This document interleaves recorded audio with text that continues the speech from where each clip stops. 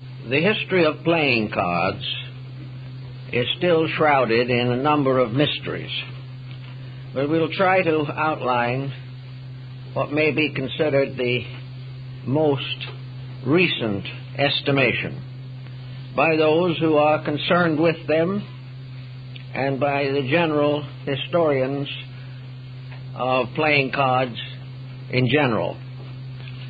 The origin of playing cards is unknown. The probabilities are that these cards originated in the Orient. China makes a pretty strong claim for originality in this particular area, and it is known that they were in use in one way or another among the Chinese for over 1,000 years. In Europe, they did not appear until the early years of the 14th century, and in the course of time, many and unbelievable ramifications have set in. The tarot cards probably have a history separate from that of the ordinary gaming or amusement deck. The Comte de Gabelin, one of the first great Egyptologists, favored the theory that these major trumps, as they are called, the 22 major cards of the tarot deck, which consisted of 78 cards, that these were actually based upon symbols used in the initiation rites of the ancient Egyptians. Some have held that they may have been carved upon the walls of the inner sanctuaries of the Egyptian mysteries. Others feel that they may have been freestanding symbols, originally in the form of objects of various shapes, sizes, and proportions, which were used in the instruction of those seeking admission into the sanctuaries. It is also possible, as suggested by Pythagorean lore, that these cards were originally used in a sacred oracular manner. The most permanent and enduring aspect of playing cards, except for gaming, has been the connection between them and oracles. The ancient priests of the tabernacle and the temples of Israel had auricular stones set upon the shoulders of their robes, by which they were able to determine the will of deity. More lately from this, the 12 stones of the breastplate of the high priest were believed to have miraculous powers. In other words, what man was always seeking was some way to discover the will of his deities. He really wanted to know what they wanted him to do. But unfortunately, the heavens were silent, and the only link between deity and the laity was the priesthood.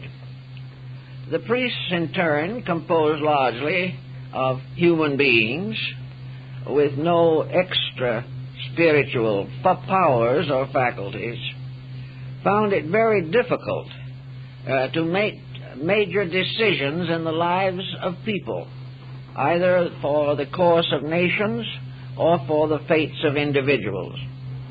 The priests were always consulted, and in almost every instance they ultimately fell back upon some type of oracle, some way of invoking deity, some way of bridging the interval between the objective and the spiritual causal universe within which we exist.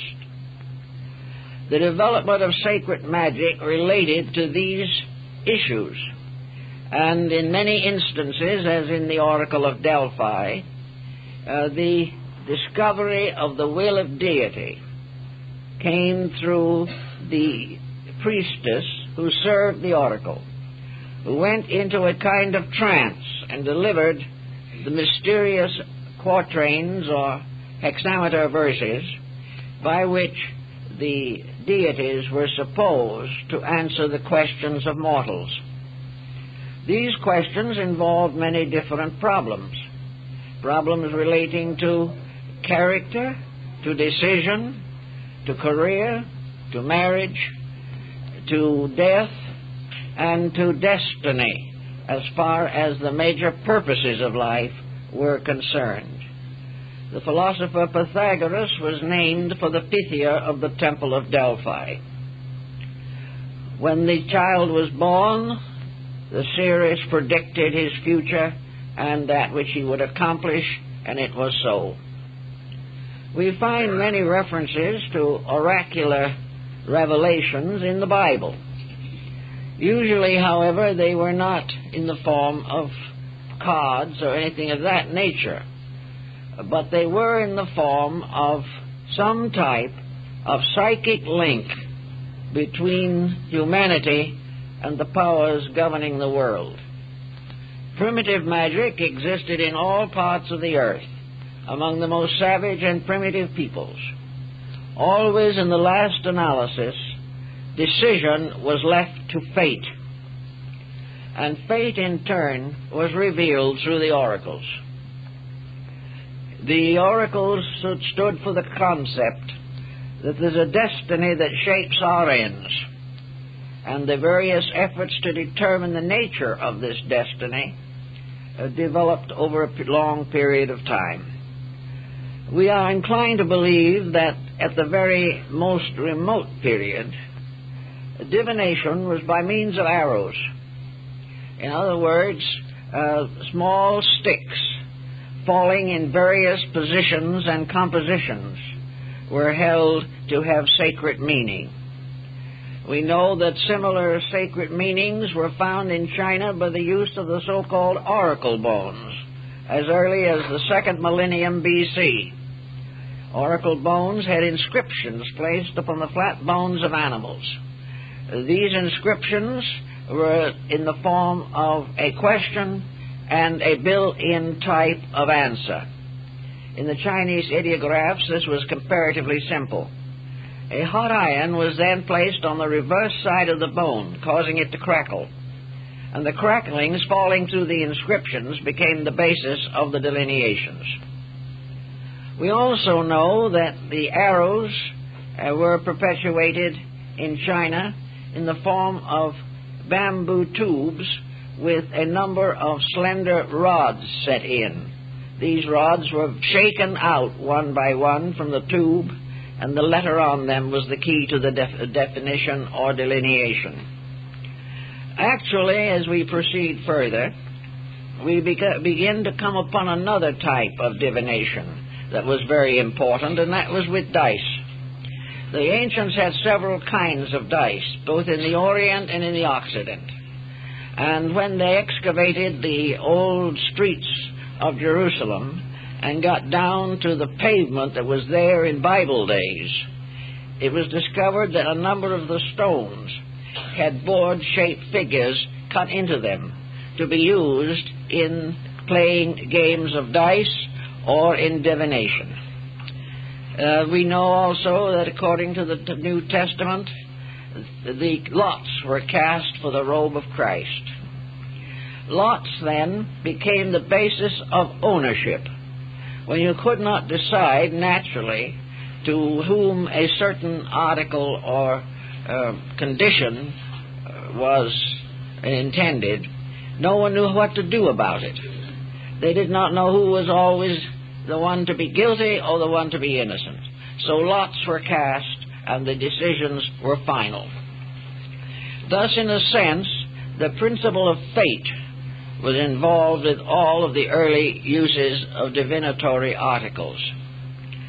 If it is true that the Egyptian temples had within them certain magical figures, also the geometrical solids representing the deities, and systems of numbers by means of which oracles were delivered, we can then remember the Wheel of Pythagoras, which, while it may or may not be authentic, is certainly ancient, and by which divination was performed through the combining of letters, particularly the letters of the name of the person asking the question. Always in that period of early study, men turned to the stars for guidance, and the belief of the influence of the planetary bodies upon human life was part of ancient philosophy and still survives under certain persecutions over which it appears to be always victorious. All these little symbols and different articles and different types of things probably led gradually to the production of some type of symbolic card. And one of the earliest names for the tarot cards was the Book of Thoth. Thoth was the Egyptian Hermes. He was the deity that had charge of the books of life. He was the one who spoke for the gods. He was the messenger of the deities. And it was said that he left behind him many books.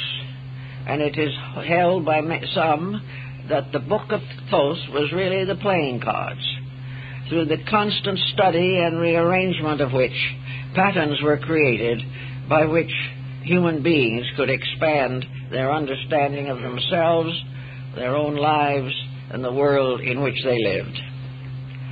Actually, then, for the origin of cards, we have 3 or 4 choices. One Chinese, one Egyptian, one Hindu, and one European. All of these have been explored, but they all fall back finally to the nature of man himself, and that wherever the human being has existed, he has developed some type of divination, some way of consulting the invisible and discovering, if possible, the will of the gods as it applied to the projects and purposes of his own career. In most countries, in practically all of the areas, the original use of cards was sacred. They were intended to be used as means of communicating with the powers of nature. They were not profane. They were not originally used for gaming. They were used to answer the questions that were close to the hearts and souls of human beings. In the years gone by, for example, when the penitentiary order was still flourishing in New Mexico, the ceremony annually included the selection of one of the members of the group to play the part of the Christos in the tragedy of Golgotha. In some of the moradas, or chapels of these orders, the Christos was selected by drawing a card from an old deck. Whoever drew the certain card became the candidate for this role. Now here is a use of it in the 20th century, which is not so different from what it may have been in Egypt, India, or China. It was the fact that no one wanted to select a person. No individual, even if he wished to be selected, was accepted on this grounds alone. There had to be some kind of a sacred omen, a sacred symbol to indicate this preference. If, as we now suspect, and rather generally, that divination was the original use, then we begin to understand why and how various designs appeared upon these cards. We know, for example, that they are still used, at least underground, in Tibet, where they contain or are marked with the figures and pictures of the divinities and of the sacred objects of Tibetan Buddhism. We have a partial deck in our library that was found inside of an image, inside of a large bronze image. This deck undoubtedly was used entirely for religious purposes. It was not for any intent of amusement. It was in order that the divine laws could be communicated in some pattern or way, and instruction bestowed for the improvement of character. Now, this may also have been the old Egyptian form, in which the cards were used perhaps even so far as to determine those entitled to initiation into the sacred rites. So we could begin with the use of cards as divinational objects exclusively. Then we find that this is true also of most of the streams of omens or symbols that gradually consolidated in the deck of cards. In the Orient, Persian and Hindu cards are entirely used for religious purposes. Later they gained other fame, but in India, even to the present time, the deck of playing cards is always a religious object.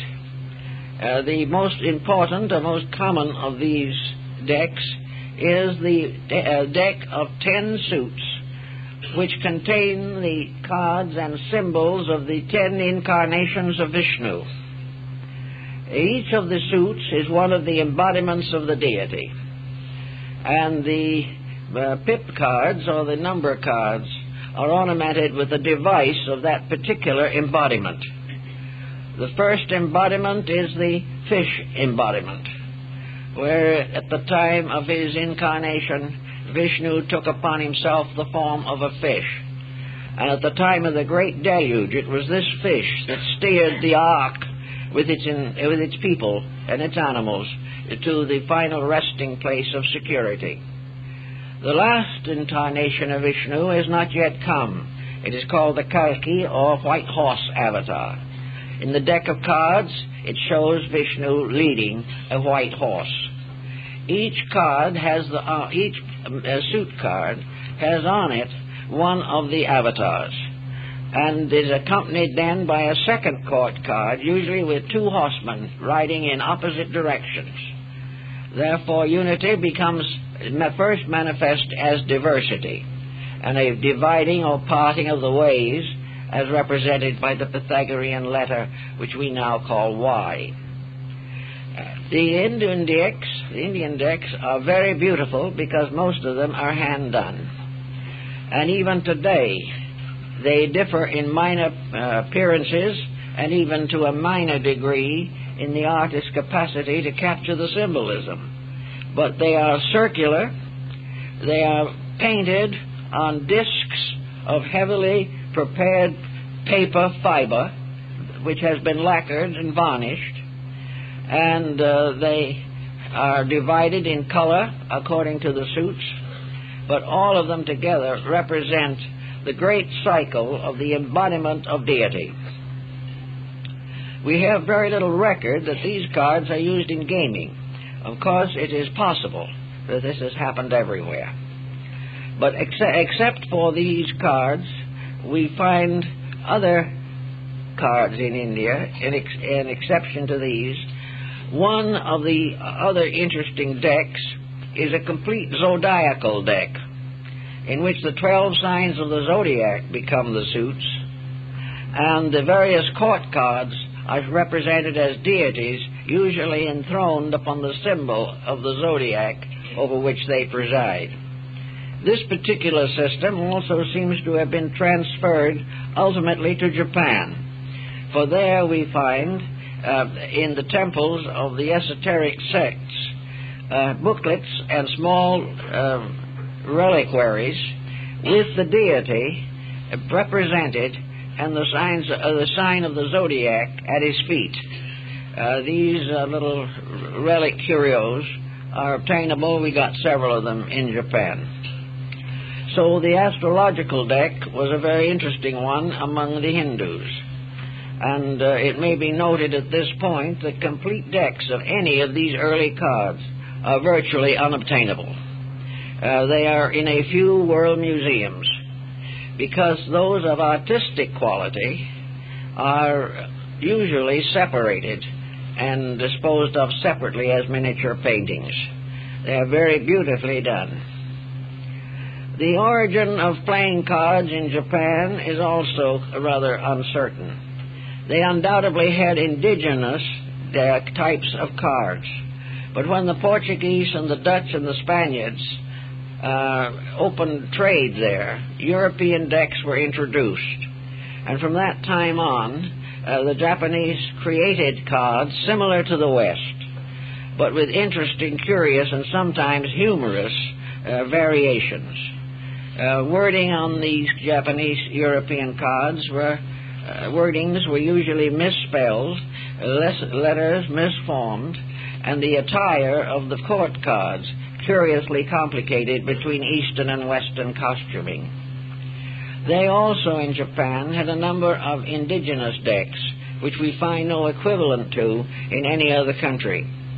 One of these decks that is most interesting is the deck of poits, the deck that is used only during the holiday or New Year's season.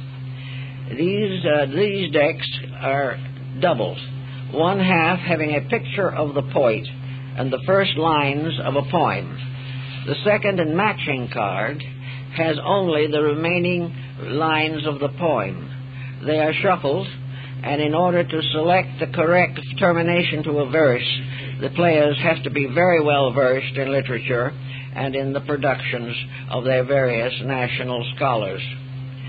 In the beginning, these cards were also all hand-painted.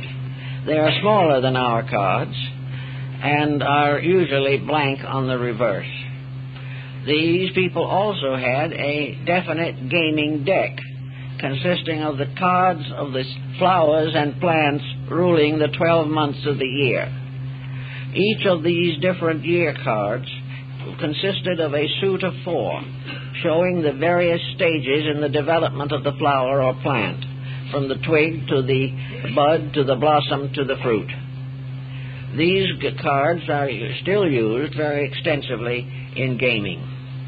The earliest Chinese cards that have come down to us are very much more slender and narrow than our cards, and are marked with various black spots, apparently arising from dominoes. And it is quite possible that there is a strong connection between Chinese cards and dominoes. And there is also quite a possibility between the Hindu cards and the ancient game of chess. There seems to be no doubt that a number of primitive games were combined by various nations in the production of suitable card symbols. The game of chess, for example, was played in India by the Mughal emperors, and the chessboard was the courtyard of the palace, and each of the pieces of the set was played by a living person.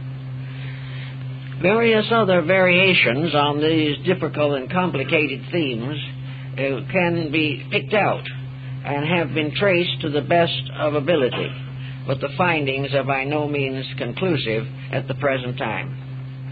How the various cards of the Near East, possibly Persia or India, reached Europe is again uncertain. Some believe that they were brought back by the Crusaders, whose experiences in the Near East undoubtedly included a study or an acquaintance with the gaming and gambling systems of these countries. Another interesting improvisation lies in the possibility that playing cards were introduced into Europe by the gypsies. The gypsies themselves are mysterious people, and their name includes the word Egypt, gypsy, and it is believed that they may have been remnants of the old Egyptian sacerdotal sects that were driven out by the rise of Christianity. The gypsies became wanderers upon the face of the earth, and they brought with them among their treasures, apparently, a number of elements of soothsaying or prediction and prophecy, psychism and clairvoyance. The gypsies had their own cards, but they also used crystals and palmistry, and probably a little hint of astrology mixed into it somewhere. The gypsies wandering about Europe became famous as fortune tellers and were presumed to possess what we now call second sight. explanations for the second sight also brings in an interesting complication. It is known, of course, that the gypsies became intensely inbred, that they seldom, if ever, married outside of their clan. And in the course of centuries, this inbreeding is believed to have strengthened the psychic propensities, that in some mysterious way this inbreeding helped to perpetuate a traditional descent of memory, that the individual was closer to the past, to his own background, and to the environments of his ancestors as the result of having more intimate and continuous contact with the bloodstreams of those who had gone before. Regardless of how we want to view this, certainly the gypsies received a very strong support for their mystic arts. As we come down through, we've examined certain of the cards, particularly the major trumps of the tarot deck, and these are obtainable now almost anywhere where there is a strong Italian colony. They are still used as gaming cards and for divinational purposes in Italy and in Hungary and in some of the Balkan area.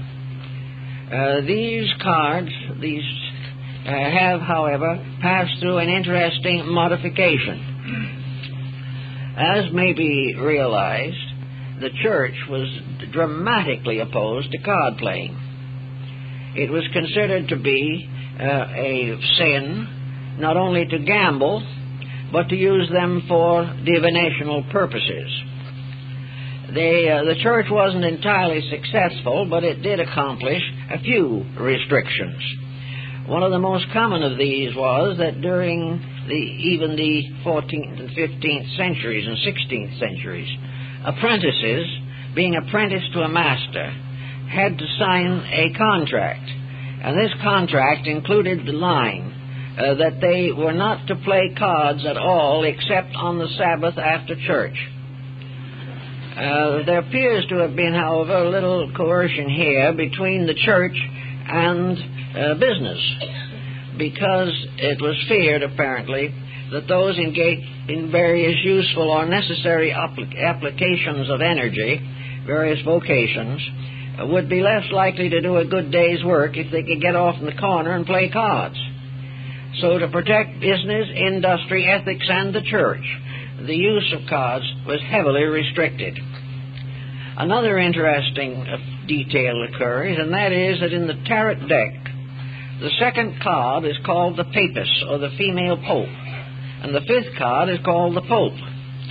Now, there is an old legend that there was once a female pope, which, however, the church is rather reluctant to admit. There is also the fact that on these cards, which were constantly criticized and condemned by the church, there were two sacred figures, both relating directly to Christianity, both wearing the papal tiara, both carrying the papal cross. And as time went on, this got to be an aggravation or an aggrievement of one kind or another. So the modern Italian decks have taken out these two cards and put in their place Jupiter and Juno, two Latin deities. But older decks still have the original allotments, and decks prepared in modern times for students of the tarot, of course, have the original form. But the playing deck, as it is used now by the people, no longer contains these two cards, which are considered objectionable.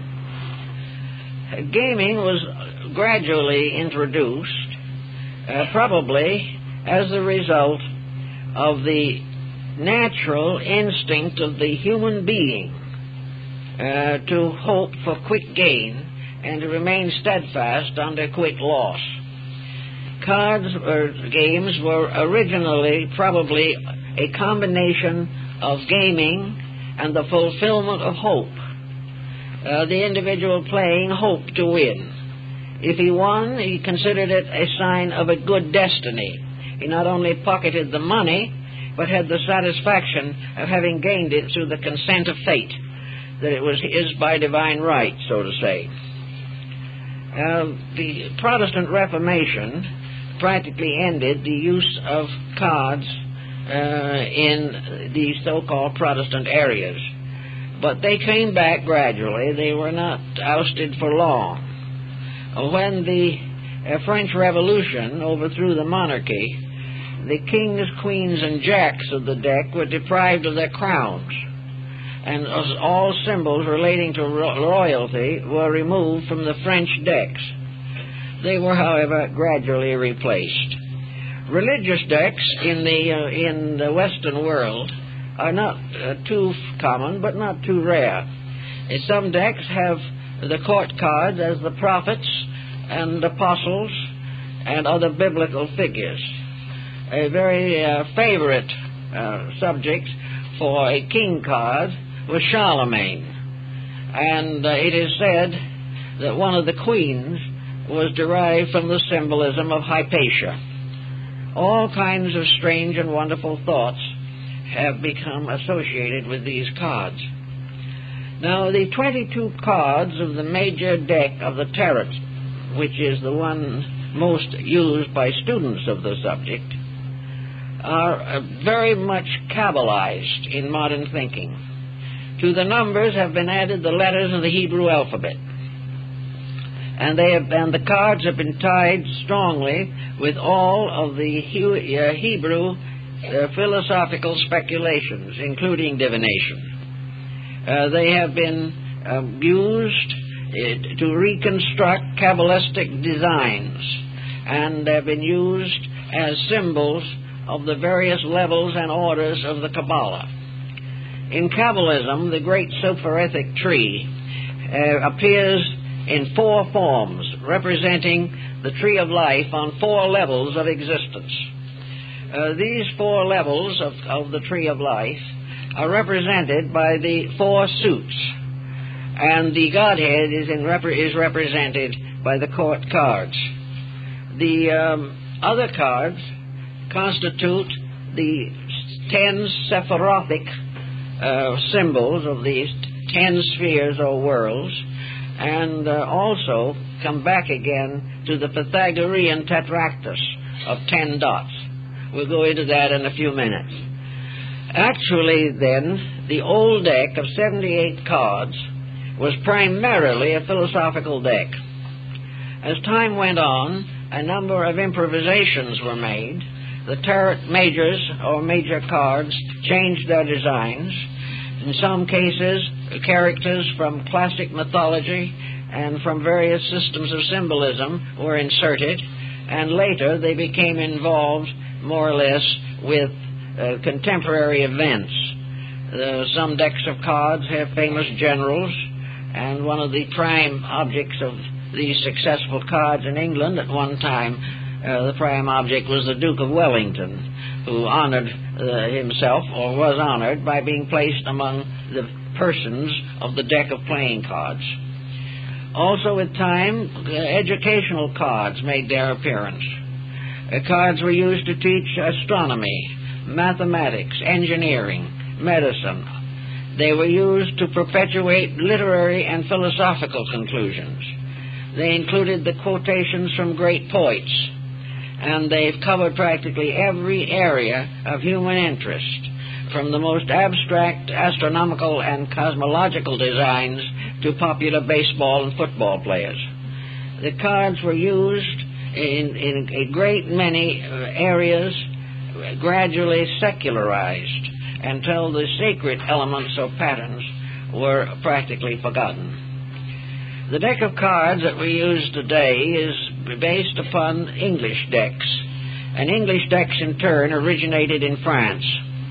The cards from the beginning of their introduction into England, probably in the 15th or early 16th century, have not varied greatly in design. They have been more or less consistent in the unfoldment of their symbolism. The older cards have a great charm that are more or less missing from the commercialized decks. The older cards were little works of curiosity in themselves. The various cards had interesting and intriguing designs, and the court cards usually represented the various persons' full length and in approximate and appropriate garb. One way of dating the cards in England and France has been the costuming of the earliest known decks. By this, it is assumed that they began by contemporary costuming. In the development of our modern deck of cards as we have it today, a number of other interesting situations came into focus. Originally, the three court cards of the deck were the king, the knight, and the page. The three cards continued in this way for some time, and then with the rise of some feministic movement somewhere, the queen was introduced. Now, the queen was introduced by combining the knight and the page and calling it the knave or the jack, so that that card took the place of two cards, and the queen was inserted, so that it was a deck of king, queen, and jack. Now, maybe more behind this than first meets the eye, inasmuch as the family, the court card family, as represented on the thrones of Europe and throughout the aristocracy, consisted of the father, mother, child. This was the great 47th proposition of Euclid, or rather, more correctly, of Pythagoras, but attributed to Euclid. Therefore, the court cards were transformed into a family. And this family, in early religious thinking, became symbolical of the three persons of the Trinity, so that each of the decks of cards had four suits, and each suit was a trinity. This trinity of the principles or powers of things extended out and was served by the pip or number cards, of which there were always 10, being the symbol of the tetractys, or the 10 spheres in which the divine Trinity operates. The Trinities in each case belong to one of the levels of human society, so that by the same way they came to be related to the elements, to the quaternaries in the zodiac. They came to be represented by wherever the 3 stands out as a holy number, or as a symbol of equilibrium. The 3 was the symbol of harmony. It was the symbol of the home, of the family, and of the cooperation of human beings in the furtherance of the divine plan. The deck was somewhat abridged by dropping out of the major trumps. The major trumps were no longer included, and I think where this change took place, we probably are very close to the time in which gambling or amusement took over and the sacred symbolism gradually faded out. But with the deck of 52 cards as we have it at the present time, we have some very interesting astronomical factors presenting themselves, and of course these cards can be subjected to almost any type of thoughtfulness to find out what they mean. In the first place, we have 12 court cards. These 12 court cards are recognized as, in an astronomical sense, as representing the 12 months of the year. When the double-headed cards were introduced, each of the 12 cards had 2 portraits on it instead of one inverted to the other.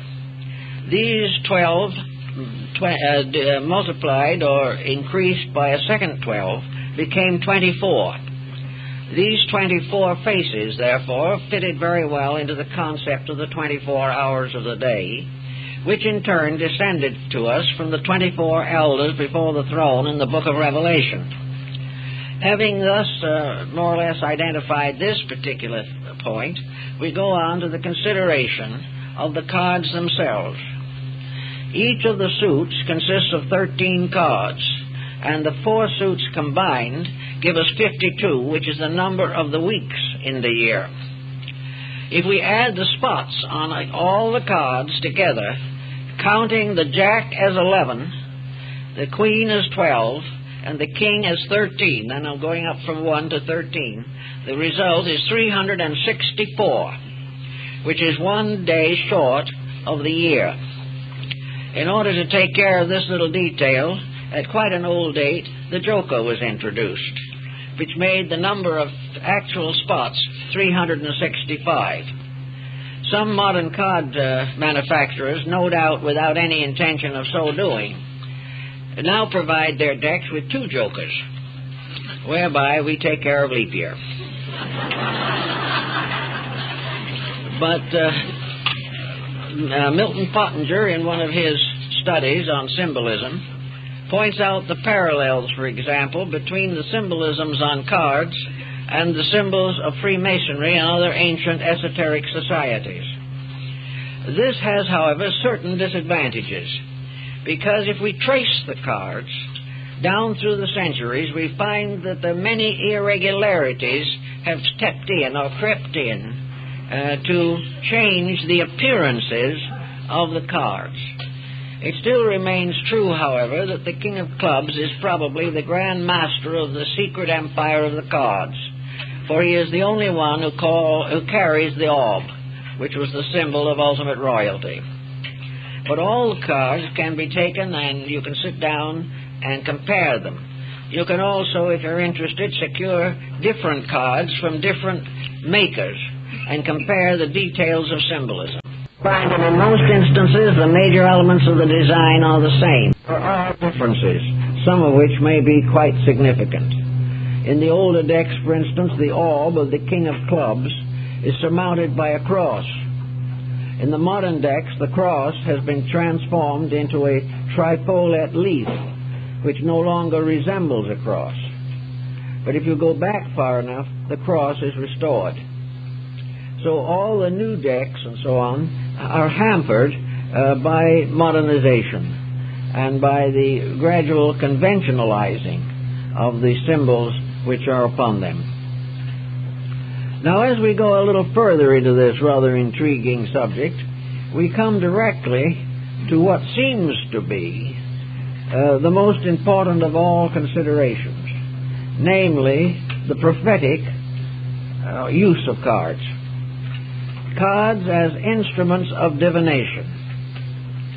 And to analyze this could almost confuse the world's greatest thinkers, for the simple reason that it has been impossible up to the present time to explain why and how a turn of a shuffled deck of cards can produce a card with a specific meaning for an individual.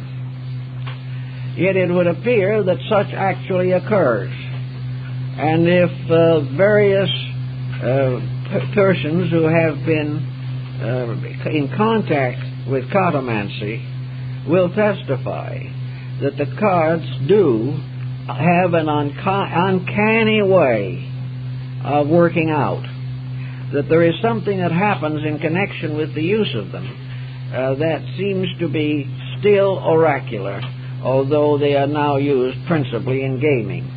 Of course, even in gaming, the players have to almost pray that the certain cards will appear. And if they do not appear, it is almost a sign that the judgment of heaven is against them.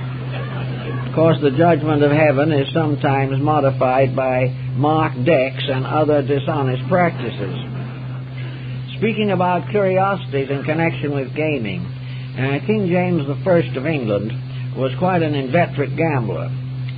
He used to love to go down to Gray's Inn and play with the attorneys down there, his favorite card games.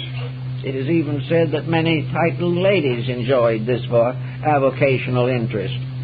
But the king himself was apparently a very busy man, heavily burdened with the responsibilities of state. And when he played cards, he sat and one of his servants sat beside him and played the cards. The king only told him which ones to play. It was too much of a burden to pick the cards out himself. Which also might mean that amateur card players would perhaps be wise to have someone beside them who knows how to play for them. And maybe that was part of the king's idea. We do not know. But we do know that one year he lost £100 in playing but next year he gained back 15 pounds of it. This is recorded as historical. Back to the problem of the moment. The use of the cards seems to call to our attention some type of meditational discipline. In other words, the cards form a kind of mandala. It has to be of this type of thing, because various persons, having their fortunes told by cards, have different problems, innumerable, and therefore each card has to have more than one meaning. It has to be a grand over symbol of something in order that the readings could have some type of significance. I think it is true of this, as it is in most systems, that these cards constitute a point of concentration for the person playing or delineating from the deck. This would be true in comparison to many other types of art, the primary purpose of which is to focus attention, to bring the mind to a point, to eliminate outside considerations, to absorb the person in a particular purpose. This might well be true of the gypsies and of other psychics who use cards. The cards are really not the source of the prediction. They are the concentration point by which the card reader makes his own interpretation. If, for example, images can appear in a crystal ball, and those involved in this belief feel that such happens and claim that it happens, then a kind of mental imagery can be stimulated by the various cards, each of the cards having a more or less general meaning, is adapted to the life of the person, and then the individual who is interpreting the cards has to pick it up from there and carry it to a completion. Another interesting possibility arising in card reading lies in the interlocking of the magnetic field of the player or the diviner and the subject. The individual may attain a certain contact telepathically. The medium, being a sensitive person, and the card delineator is a psychic without question, the concentration and the proximity can result in a mingling of mental energies or psychic energies. The individual who is being read may have within himself a fairly clear picture of his dilemma, of his situation, or of his need. This can be transferred to the medium, and the medium therefore gains an instinctive, intuitive, general concept of the person for whom he is reading. This in turn makes it possible for him to draw upon the subconscious information belonging to the person who asks the question. Take, for example, a simple case. An individual loses a precious object. He goes to a gypsy who reads the cards and tells him where it is. He goes there and finds it. Now this looks like a nice tight little miracle, and would certainly gain distinction for the delineator. But it is also true that it is quite possible that the individual who has lost the article has forgotten where he put it. But in his subconscious, the record of where he put it is still present, and could be, by hypnotic thought, revived. If he put it anywhere, his subconscious nature, his unconscious self, knows where the article is, although consciously he does not.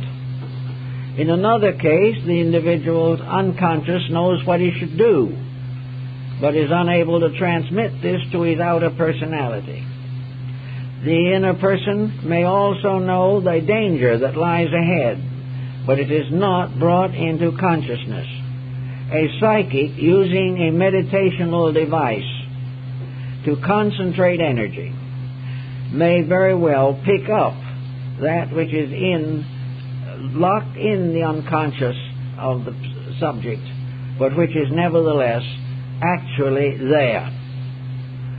Now, in matters relating to larger circumstances than this, we have to realize that everything that exists, even minerals and plants, do have a degree of the unconscious available to them. With the case of mankind, it is much stronger, but we must realize that a planet has an unconscious, and that it is perfectly possible under certain conditions for a psychic to pick up the records of the processes taking place in the structure and motion of the planetary body.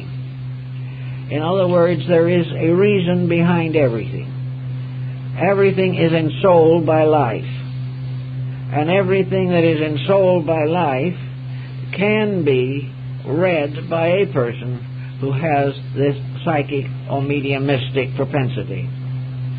Now, it does not follow, however, unfortunately, that psychic propensity is stable. It is something over which the possessor has very little actual control. It is not inevitable that the person, the medium, in a state of meditation or light trance, working with cards, is always going to get the right message. It is quite possible that the message depends to a large degree upon the orientation of the psychic. If the psychic's own nature is disturbed, or there are conflicts of interest, or there are situations that cannot be reconciled within the psychic, then the readings may not be correct. And there seems to be no way of telling just how this happens. Also, it may result from the fact that the person consulting has no clear subconscious image of his own intents, or has not formulated a program, or has not clearly become aware of a situation. Under such conditions, the message may not be correct. By means of symbols, and there are countless kinds of them, a discipline of one-pointedness is certainly brought into focus.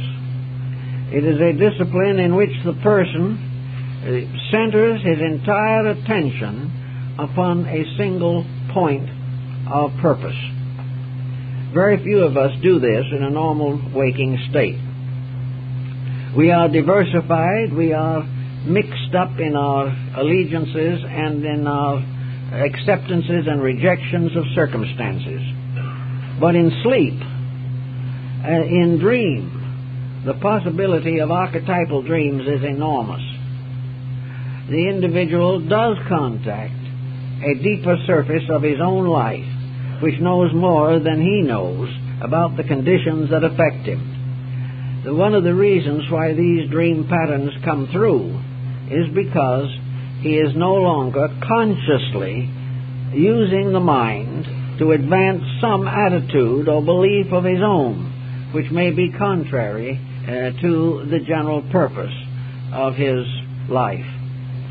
So as a dream state makes each individual receptive to a deeper part of his own nature, so the meditation state is a state of wakeful dreaming. It is a type of quietude achieved by discipline rather than by natural need for rest. We are all, every moment of the day, in need of some type of psychic rest. We wake up and we are immediately burdened with the problems of the day. And from that time on, we have very little integration in ourselves. Whatever concentration we do have is directed toward our responsibilities, obligations, duties, or pleasures. Therefore, throughout our waking hours, the internal has very little opportunity to express itself.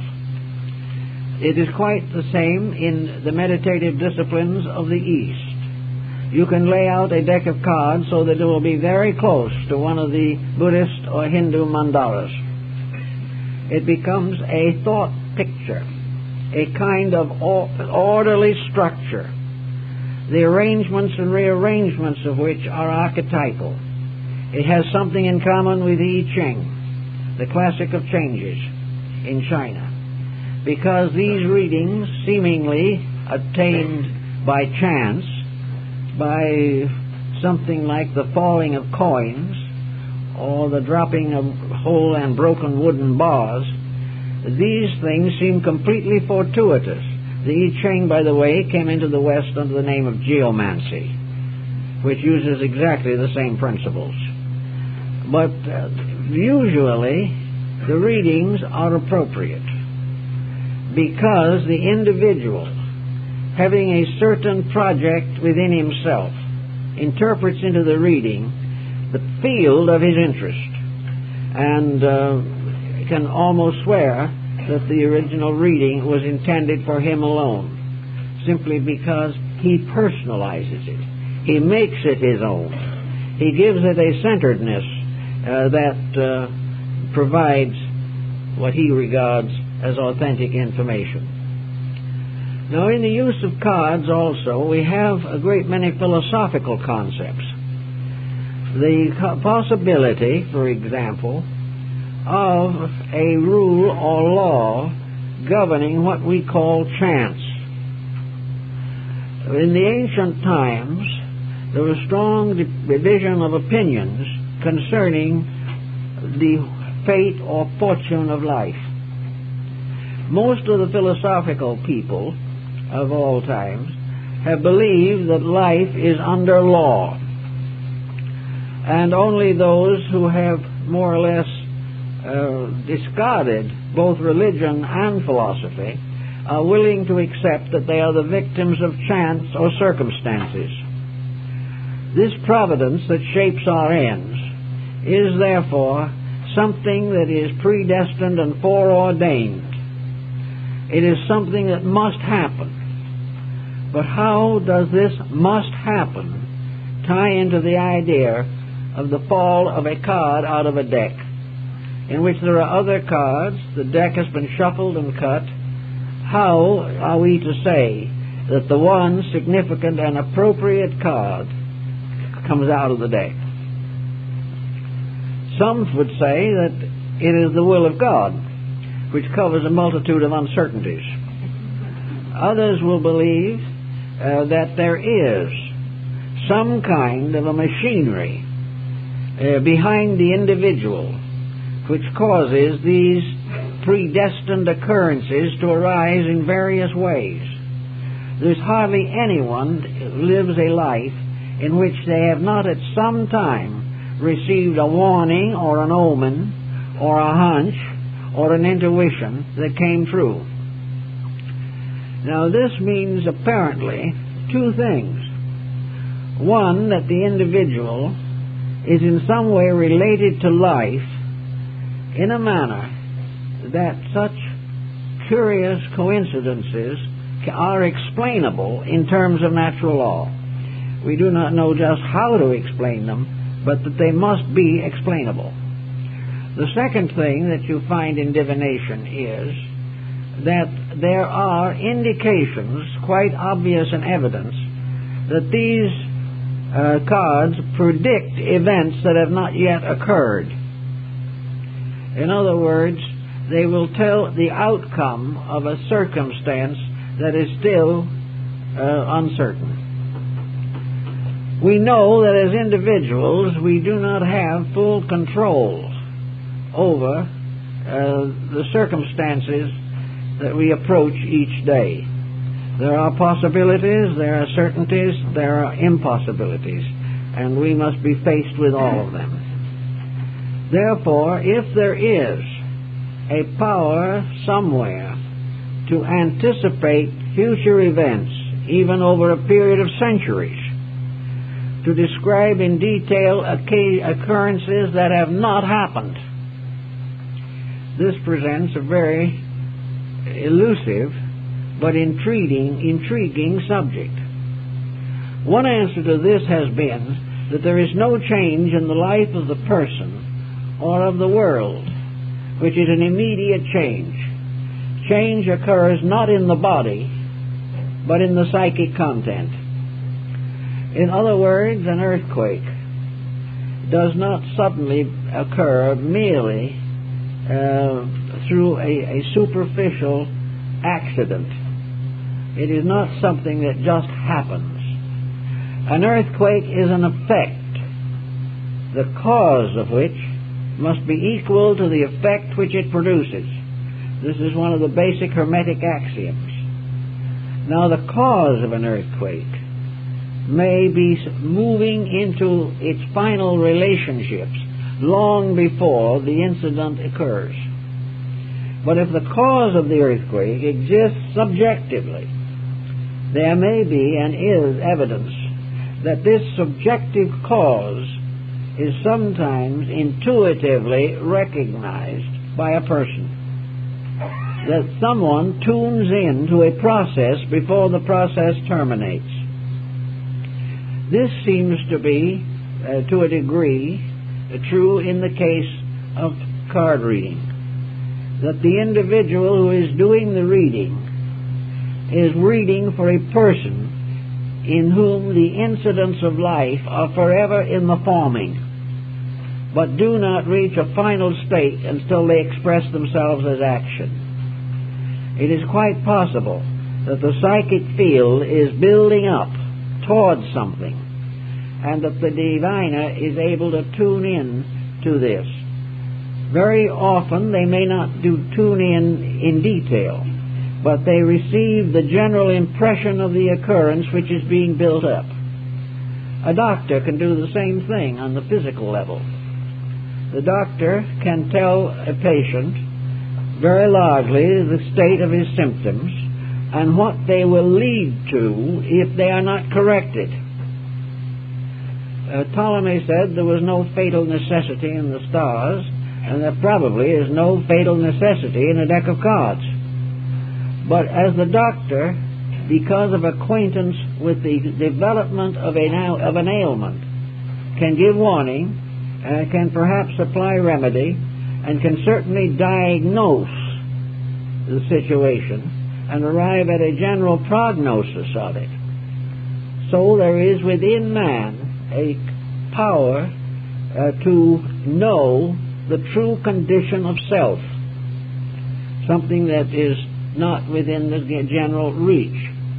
Some believe that this knowledge of the true condition reposes in the soul, and that therefore the soul is the key to all prediction, all prophecy, all omens.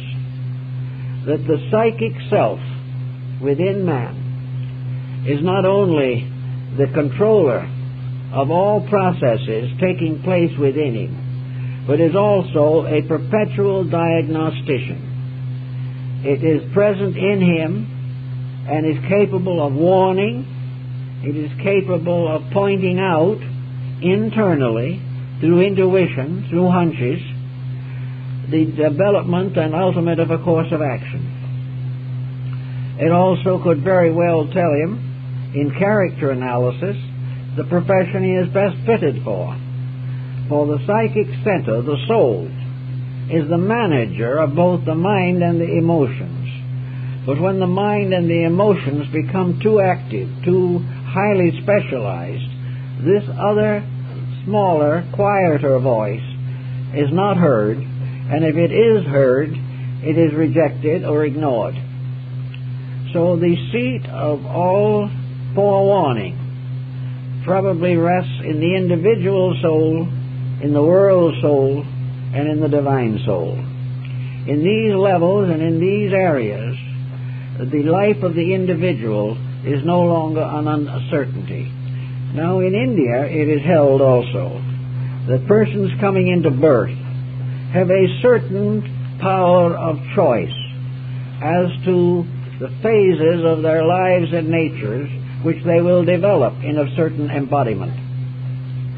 Indian astrologers have done a great deal of work in relating to this subject, but for the most part, their findings have been difficult to transfer into Western life. But the principle is that when we come here, we unconsciously know why. We know just about what is happening. And because without the interference of the material mind and the emotions and the inhibitions of the body, the individual is able to listen more directly to the needs of the soul. He may choose a difficult life. He may choose to end their life in tragedy, because he knows that in the great pattern of things, this is necessary for his own growth. The doctor may therefore warn his patient that he'd better have surgery if he wishes to recover, and if he waits too long, he won't recover. And the soul inside of man can say, you need this discipline. You'd better have it as soon as possible. Otherwise it will recur, and the mistakes you are making will multiply, and your condition will worsen. Realizing these types of things, we can take as perhaps a fact that inside of us is the supreme fortune teller. That within us is this power that is constantly impelling us to the fulfillment of that destiny which is best for us, but which we have a tendency to reject. If, therefore, in earnestness and in great need, we turn to an objective catalyst, this can be very important in the solution of a problem. An individual who wouldn't think of going to a maiden aunt for advice will go to a medium.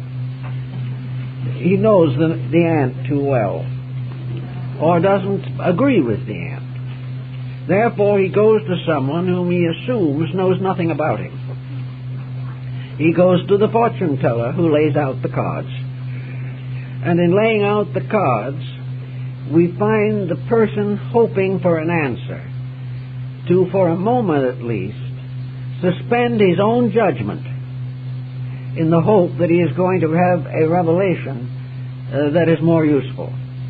He would never stop alcoholism of his own accord. But if in a deck of cards it appears that if he keeps on drinking he's going to become a hopeless alcoholic, he will listen to that because it seems to come from space. It seems to come from a superior source.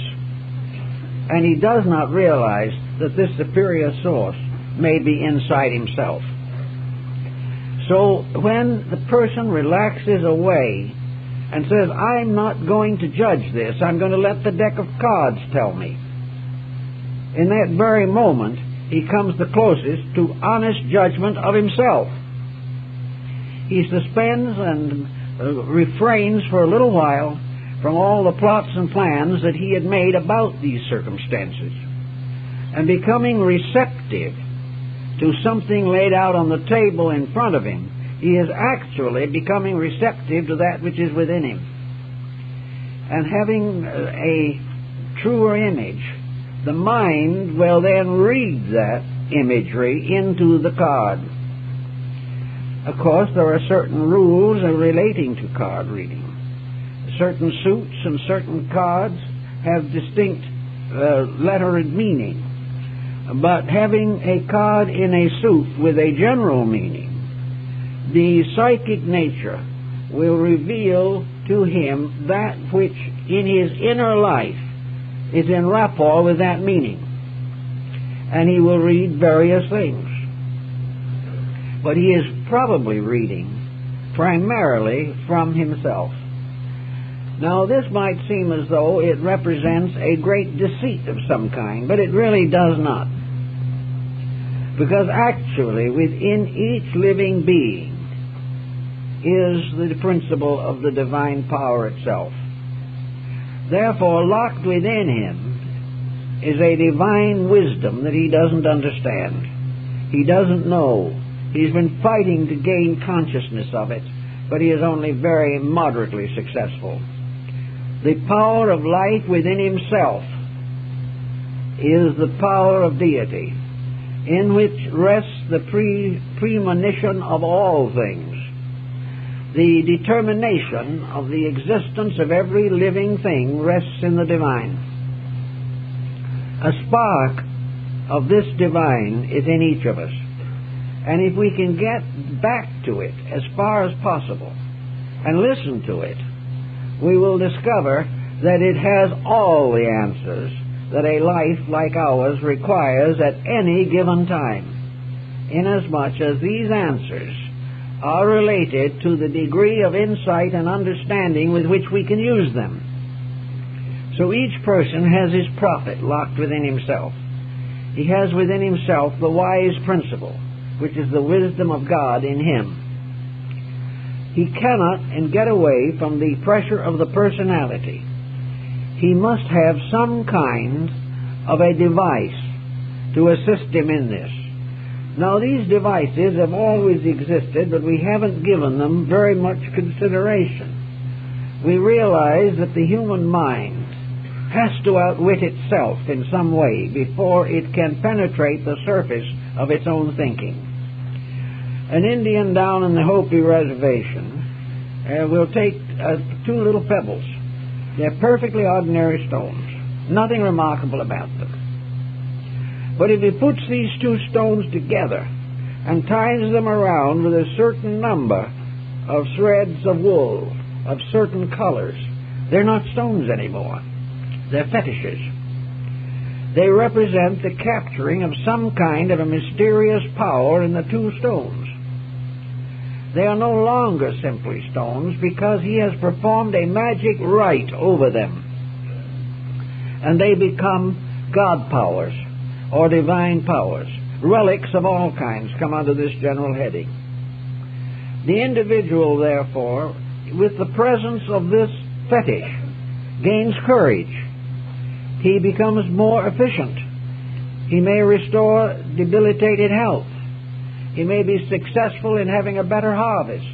All of these things are attributed to the fetish, but they are actually attributable to the release within himself of bondage to a lesser state of function. In other words, knowing his flock will increase, he tends it appropriately. Knowing that his health will improve, he follows the wisdom of the medicine priest and takes care of his health the best he can, following the ancient tribal laws. He becomes obedient to a conviction which he has created by magical means. Now, all kinds of things in nature, whether we realize it or not, have their magical overtones. There is nothing that we can look at, nothing we can touch, that does not have mystery in it. But we are not much concerned with mystery until we are confused. In India, the process of meditation lifts the mind from its commonplace, lifts it from its objectivity, frees it from all so-called external processes, and allows it to rest quietly in the substance of the soul. The soul then has the power to instruct the mind. The mind then interprets this instruction according to its own integrities and its own level of development. And the individual has a thought. He has an idea. He suddenly has a realization. He has a belief that he did not have before.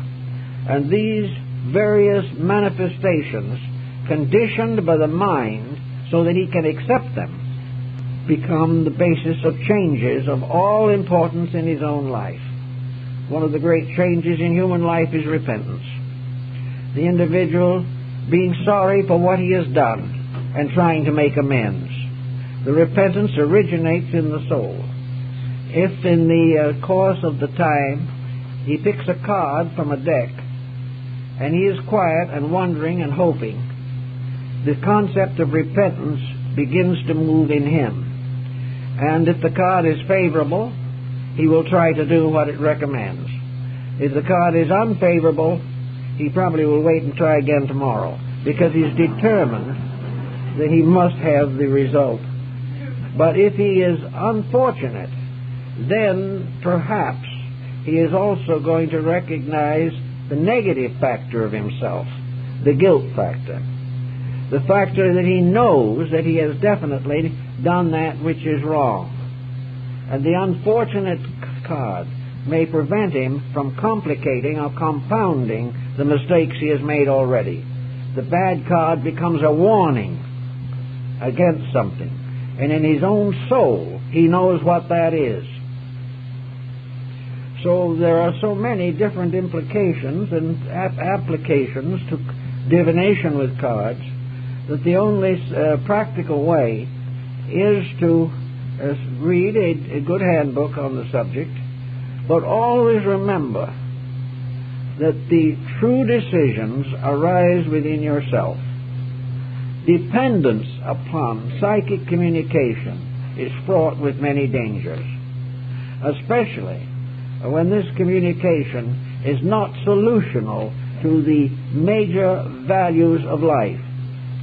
Many psychic revelations are so general or so optimistic that they present no useful contribution. It is only when a proper rapport is established that the individual knows what he needs.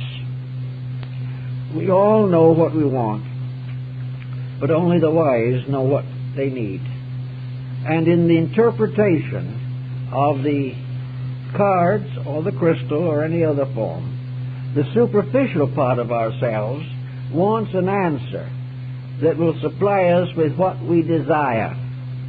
But the deeper part of ourselves is always searching for that which is the greater good, that which will assist us in developing and perfecting our own natures.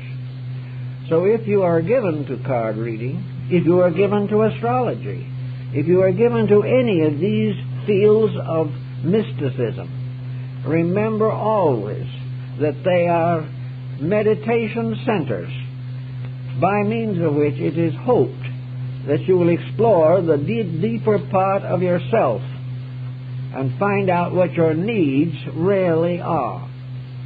A horoscope is a psychological pattern. It is not only something to tell you whether you'll be rich or poor. It is something to point out the chemistry of your own consciousness. And if you are able to relax into the knowledge of yourself, you will constantly receive constructive guidance. But if you relax only into the knowledge of your desires and the fulfillment of your ambitions and appetites, you will get into trouble. But even in cases of this kind, the soul seems to operate more than we realize. The Mademoiselle Lenormand was the astrologer of Napoleon I. She was his guide for many years, and she was also a palmist and a card reader. She was probably the greatest psychic consultant of her generation. She told Napoleon to stay out of Russia, that the evil card told her that if he went to Russia, all would be lost. But Napoleon thought at that time that he was more important and more powerful than a card. So he went to Russia, and that was the end. Now, the truth of the matter is that in the very depth of himself, in his own psychic nature, Napoleon realized not only the danger of the Russian campaign, because he was an expert militarist, but also he realized that the whole course of his life was essentially wrong. But he concealed this from himself. He concealed his fears from his own mind. He covered his doubts with his arrogance, and he covered his weaknesses with his ambitions. But when a person who was able to create a proper rapport with his unconscious read the card, they knew perfectly well that he knew that he shouldn't go to Russia. But he didn't consciously know this. He refused to accept internal guidance. And he also, with Madame Lenormand, refused to accept the guidance of the seeress, who was really telling him the story of himself. So all the way along, if you are interested in the divination of any kind, be sure to center this divination thought upon trying to be quiet enough to let the best in you govern the rest. If you can do this, you may receive from the cards some clue and key as to how this best can best be used. But even this will be, at least in large measure, a secondary substantiation of the primary reading. The reading is that each person must fulfill himself. And in the psychic world, where barriers are not as strong as they are here, the flow of psychic energy is susceptible of diagnosis. And through the use of it, you can help your life. But you can also help your life by one of the simplest of all of these meditational disciplines, and that is honest prayer, the dedication, devotion to principles, realization of right, and the courage to live according to the best you know. These also release the internal. And sometimes this release is a reflection from something outside of yourself. But it's always aimed at that which is within you, by means of which, in the fullness of time, you will achieve the purpose for which the soul in you is guiding you. And until then, perhaps you need the dream, you may need the card, you may need the horoscope. But all of these can only help you to release that power in yourself, which is always sufficient to all need if you use it properly. This is more or less the message of the moment as far as I see it. So thank you very much. This is Open House. We hope you'll all visit with us. We're going to have a little talk this afternoon on flowers, and for the occasion we have placed a whole group of playing cards of different countries along the wall of the library under the glass on the surface of the cases.